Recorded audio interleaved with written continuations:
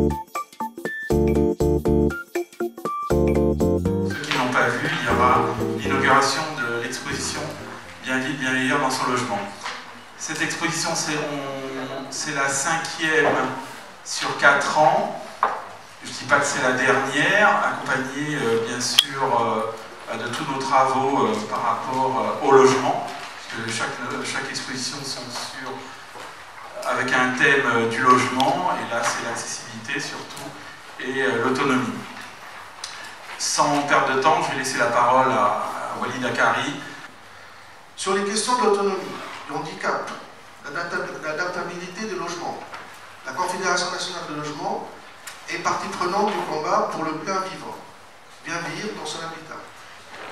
L'État et les conseils départementaux, au vu des finances en baisse constante, tendent à favoriser une politique de maintien à domicile moins coûteuse que l'hébergement en institutions spécialisées.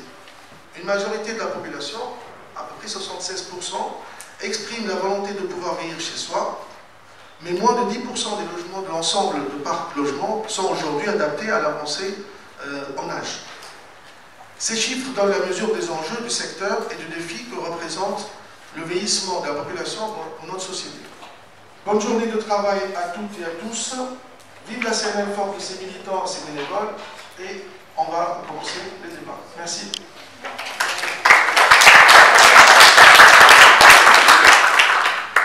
Merci Walid. Bon, la première chose, je le redis, c'est cette notion de confort qui est un élément moteur. Alors, le confort en soi, aujourd'hui, dans la conception de l'habitat, a bien évolué. Il s'appuie sur finalement les besoins sensoriels, c'est-à-dire le sens, courant. C'est pour ça qu'on parle du confort thermique, du confort acoustique, du confort visuel. On l'a fait évoluer en parlant du confort d'usage, pour ce qui concerne l'adaptation. Et il rencontre une notion qui est plus psychique, qui est la notion de bien-être, qui a bien été développée par les psychosociologues, qui est finalement le rapport que nous avons, chacun d'entre nous, à notre logement. Parlons maintenant de ce que nous appelons le confort de vie pour tous, qui a donné lieu à ce bouquin que vous avez sous les yeux, et à un groupe de travail. Bon. Alors pourquoi nous travaillons dans notre club sur la question d'amélioration de l'habitat. Nous avons été fortement marqués par les périodes de Grenelle de l'environnement et sur les questions de l'énergie. On a été marqués évidemment sur les sujets d'accessibilité et d'adaptation du logement, qui sont quand même des grandes thématiques qui touchent l'adaptation du logement. Nous nous sommes bien sûr rendus compte, comme plein de gens, qu'une approche un peu en silo des problématiques d'amélioration touche ses limites. Je m'explique. La question, par exemple, de la rénovation énergétique a rapidement trouvé ses limites en termes de retour sur investissement quand le prix de l'énergie, notamment du baril, est redescendu. Puisque ce qui pouvait constituer des schémas d'amortissement intéressants étaient moins intéressants si effectivement le prix de l'énergie n'augmentait pas. Ce qui veut dire que si le moteur, à un moment donné, de la rénovation énergétique a pu être le retour sur investissement, assez rapidement, il l'a été moins. Du coup, ça constitue une limite. En ce qui concerne les sujets, par exemple, de l'accessibilité, on se heurte assez rapidement à des questions qui sont évidentes pour tout le monde, qui est un petit peu le déni, ou en tout cas le refus d'accepter l'idée de devoir adapter son logement parce que chacun se sent bien dans son logement et ne se sent pas en situation de devoir y apporter des améliorations en termes d'adaptation. Et donc, toutes les bonnes idées et la bonne volonté que nous avons pour le faire se heurtent tout simplement à la non-action des habitants, etc. Donc, ces actions qui sont intéressantes, quand elles agissent en silo, rencontrent des limites. Alors, la Massif fait beaucoup de choses à ce jour, mais jamais toute seule, puisqu'on a beaucoup de partenariats, on va y venir. Effectivement, M. Leclerc a cité aide aux aidants. Nous avons effectivement estimé qu'il était important et logique d'aider les aidants. Parce que aider quelqu'un qui vieillit dans sa famille, qui est en mauvaise santé, c'est épuisant. Et à un moment donné, on a besoin de soutien, on a besoin de souffler. Il faut mettre en place effectivement tous les moyens possibles pour que tout le monde soit serein et bien et s'y retrouve. L'aide à la mobilité, après toutes les questions qui ont trait à l'assurance du logement, toutes les questions qui ont trait à la sécurité et la prévention du logement, 20 000 décès par an dans les logements à cause d'accidents de toute nature. Attention aux escabeaux quand on change les échelles, qu'on prend le jus, qu'on change l'ampoule, qu'on prend l'électricité, etc. Attention aux incendies. Et beaucoup de choses sur lesquelles nous travaillons sur la prévention.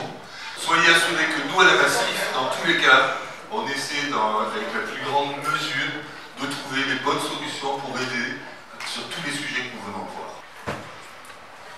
Alors, tout d'abord, pour vous présenter rapidement l'INC, l'Institut National de la Consommation, qui est un EPIC créé en décembre 1966. Cet établissement public a 4 missions principales, dont apporter un soutien aux organisations de consommateurs. C'est un peu la maison des associations. Et nous produisons 4 médias principaux, dont le magazine 60 millions de consommateurs, que tout le monde connaît je pense, et les petites vidéos Consommac. Dans les maisons individuelles, bien sûr, il y a un problème lié à la structure de l'immeuble, aux autorisations d'urbanisme qui doivent être demandées, notamment si on modifie un escalier, si on modifie une fenêtre, si on modifie, on ouvre pour pouvoir créer une pièce supplémentaire au rez-de-chaussée. Donc il y a de nombreuses problématiques dans les maisons individuelles qui doivent être, et c'est pour ça que les personnes doivent être accompagnées pour réaliser ces travaux. Dans les copropriétés, on a toujours un problème de structure de l'immeuble. On ne peut pas faire n'importe quoi, notamment abattre un mur porteur. Ce n'est pas, déjà c'est compliqué, et puis ça peut être une partie commune, il faut peut-être une autorisation de l'Assemblée Générale, donc c'est compliqué. Donc les autorisations bien sûr en Assemblée Générale qui peuvent poser des difficultés, et je voulais juste faire un tout petit focus sur les places de stationnement accessibles, parce que quand on est en copropriété, quand on devient âgé, qu'on a des problèmes pour se déplacer, bien sûr on va prendre sa voiture, et ça va être compliqué parfois pour se garer tout simplement, c'est une problématique de base.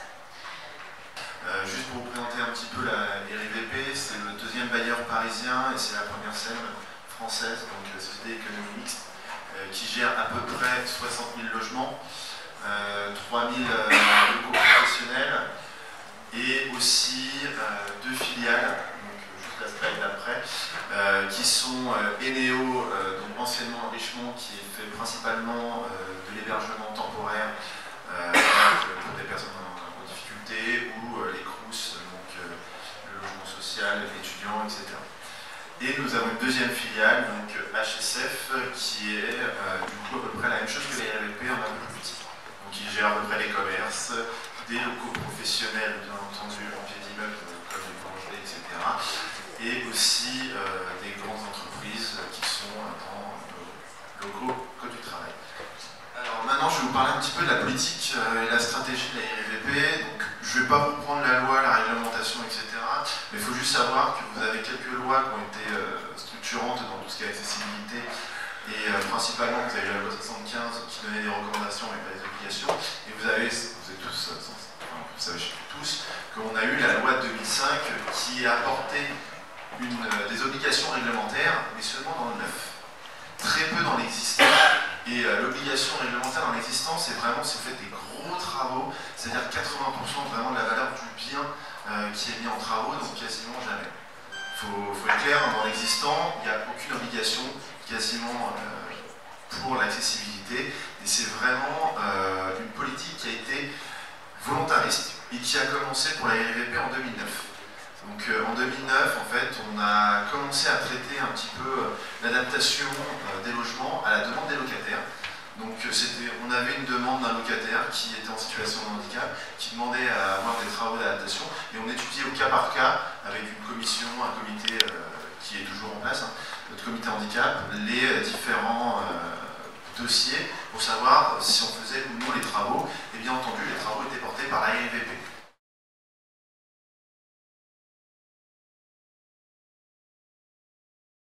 On a plein de normes volontaires, j'insiste beaucoup là-dessus.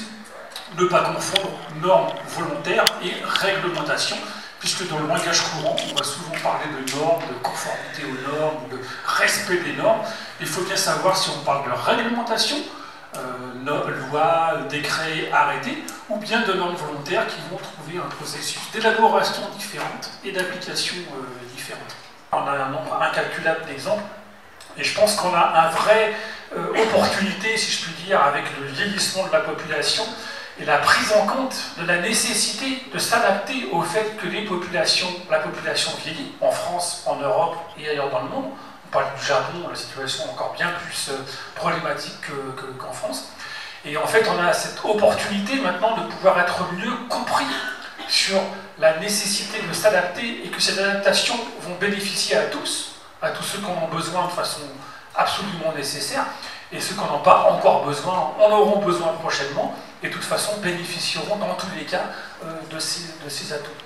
Bonjour à chacun, à chacune, et puis merci tout d'abord à la CNL d'avoir organisé cette journée, et puis de nous avoir invités à APF France Handicap, parce que, juste un premier interlude petit, donc l'APF a changé de nom, donc on est devenu, c'est officiel depuis un mois, APF France Handicap, c'est le fruit d'une réflexion du conseil d'administration qui souhaitait s'ouvrir à d'autres types de déficiences. Je ferme la parenthèse.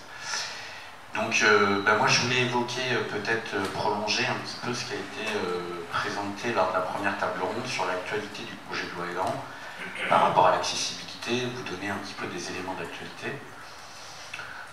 Puisqu'on est en plein débat parlementaire, l'Assemblée nationale a commencé les débats avant-hier. Et donc, pour résumer la situation, jusqu'à présent, la réglementation actuelle prévoyait que dans les immeubles de 4 étages et plus, 100% des logements devaient être accessibles. Le R+4, donc les immeubles à partir de 4 étages, donc c'est ce qui déclenche l'obligation d'ascenseur, qui elle-même déclenche l'obligation d'avoir des logements accessibles. Donc le gouvernement prévoit de passer de 100% de logements accessibles dans ces R+4 et plus à 10%. Donc, mais concrètement, c'est pas 10%, ça va aboutir à 4%. Moi, je vais vous parler spécifiquement du Solia Paris Hauts-de-Seine Val d'Oise, avec donc 3 agences, une à Cergy, une à Nanterre et une à Paris dans le 8e arrondissement. Donc on est 166 collaborateurs avec différents métiers, aussi bien des ergothérapeutes, techniciens, thermiciens, conseillers habitat, etc. Donc il y a 3 pôles. Il y a un pôle concernant l'accompagnement social, un pôle sur les conduites de projet de territoire et un pôle sur la réhabilitation accompagnée. C'est ce que je vais vous présenter aujourd'hui spécifiquement. Donc on fait une approche globale pour l'accompagnement à la réalisation des travaux. Je vais détailler tout ça après. Notre mission, c'est que la personne soit autonome et indépendante dans toutes les activités de la vie quotidienne. Donc se laver, s'habiller, manger, aller aux toilettes, etc. Donc on va passer en revue toutes ces activités de la vie quotidienne. Dès qu'on rencontre une difficulté, on essaie de trouver une solution. Donc ici à Solia, on prévient la situation de handicap et on essaie de réduire et de supprimer cette situation de handicap. Je m'appelle Brice Dur, je suis permanent à la CNL et je viens de la région Lorraine, ex-Lorraine, puisque maintenant c'est le Grand Est, l'équivalent d'un grand pays, 10 départements, complètement à gauche. C'est un pays où il fait froid, hein, l'Est de la France, pour ceux qui connaissent. Mais là où il fait froid, on se conserve et on vit vieux. Alors ça tombe bien, c'est sujet d'actualité. J'ai un bailleur social là, à Strasbourg, je ne le citerai pas, 8000 logements. On a une dame qui est venue nous voir à la CNL dernièrement, une dame de 72 ans qui a sa maman de 94 ans dans un immeuble. Et elle nous disait, écoutez, je n'arrive pas à obtenir une rampe pour accéder à l'immeuble. Alors autant pour ma mère, pour rentrer, sortir le dimanche quand on va la chercher, que pour moi qui commence à me faire un petit peu âgé. Hein. Je rappelle, 94 ans la maman qui habite dans l'immeuble et elle 72 ans. Alors on avait fait une demande au bailleur et le bailleur a dit ah non, c'est pas possible.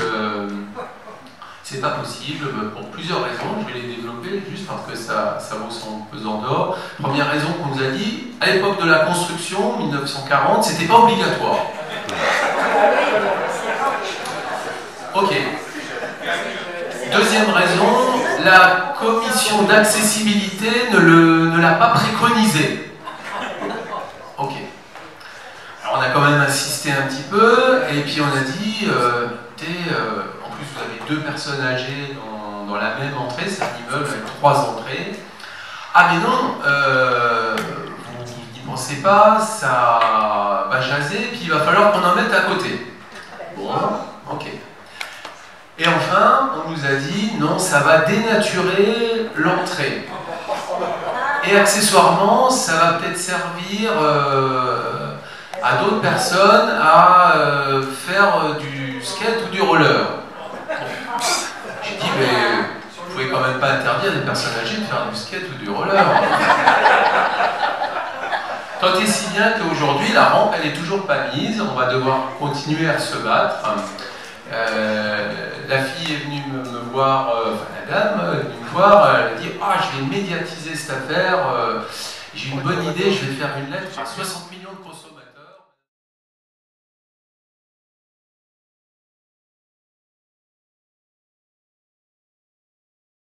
Très justement, tout à l'heure, il y a eu toutes ces questions qui sont vraiment des questions à se poser en se disant que bah, oui, il y a de moins en moins d'hospitalisation, les lits sont en train de se fermer. Et c'est vrai que le travail, et on en parle beaucoup à l'heure actuelle au niveau politique, le travail de la relation ville-hôpital, avec un développement de tout ce qui est ambulatoire, se développe énormément. Après, donc, notre mission, on travaille en lien avec le CLIC, avec aussi, vous avez peut-être entendu parler de la Maya, donc ça se développe aussi énormément. Et nos missions, c'est de préserver l'autonomie des personnes âgées à domicile. Donc là, vous avez vu au niveau du CLIC, c'est quand même plutôt l'aspect social. Et là, c'était aussi pour avoir le côté médical. Donc nous, on est une équipe médicale, enfin plutôt paramédicale, puisqu'on n'a pas de médecin, mais on est 2 infirmières, on a une ergothérapeute. Je ne sais pas si vous connaissez la grille GIR, mais c'est vrai que de plus en plus, les personnes âgées sont hospitalisées, enfin sont en maison de retraite, excusez-moi, lorsqu'elles ont un GIR 1 ou 2, donc une grosse dépendance, et qu'au niveau coût, la personne âgée a tout intérêt à rester chez elle, elle a ses repères aussi, et donc notre travail, c'est d'essayer d'évaluer comment elle peut rester chez elle, de façon à ce qu'elle soit le mieux possible et prévenir tous les risques qui peuvent être engendrés. La GIR Carco, c'est de la retraite, mais c'est aussi de l'action sociale. Un peu plus près, micro. C'est aussi de l'action sociale. C'est un plan, ce sont des plans sur 5 ans, avec des actions à direction des actifs, donc des salariés, mais c'est aussi des actions pour les seniors, donc donner les clés du bien vieillir, pour accompagner les personnes fragiles en recherche d'emploi, pour aider les aidants. Et donc, ces plans, ces grandes actions sont reprises par les caisses de retraite complémentaires, les directions action sociale, qui ensuite développent des actions sur le terrain pour les actifs et les retraités. Donc, notamment pour les seniors, ce sont énormément de conférences sur les thèmes de la prévention, nutrition, sommeil, équilibre, mémoire, des conférences et des ateliers qui sont réalisés sur tout le territoire, donc tout cela est gratuit. Moi, je vais vous présenter le CLIC Paris Nord-Ouest. Donc, en fait, on couvre 3 arrondissements sur le 17e et le 18e arrondissement. On est vraiment axé sur la personne âgée à partir de 60 ans. Ce que j'ai découvert moi aussi dans le traitement de ce problème, c'est sa complexité. Complexité des besoins, complexité des aides qui existent. Je fais partie dans mon organisme, je suis administrateur à l'OPAC de Saône-et-Loire, 25 000 logements, et je travaille dans le groupe qui cherche à faire pour l'avenir. On a déjà fait beaucoup de choses, puisque notre organisme a créé par exemple 180 ascenseurs dans le patrimoine, sur les immeubles qui n'en avaient pas, donc on a fait déjà beaucoup. Mais on est en train de travailler sur la stratégie pour les prochaines années, et donc je fais partie de ce groupe de travail. Donc j'ai l'impression de connaître un peu la question, sauf que je découvre ici qu'il y a des outils, qu'il y a des interlocuteurs que je ne connaissais pas, ou que je connaissais mais dont je ne connaissais pas la mission. Et donc voilà, donc ça veut dire qu'il y a beaucoup de choses à faire dans notre organisation. Donc je ne vais pas reprendre tout ce qu'a dit Brice tout à l'heure, parce que je le partage totalement, mais moi je vais m'axer peut-être un peu plus sur la communication que nous avons à faire.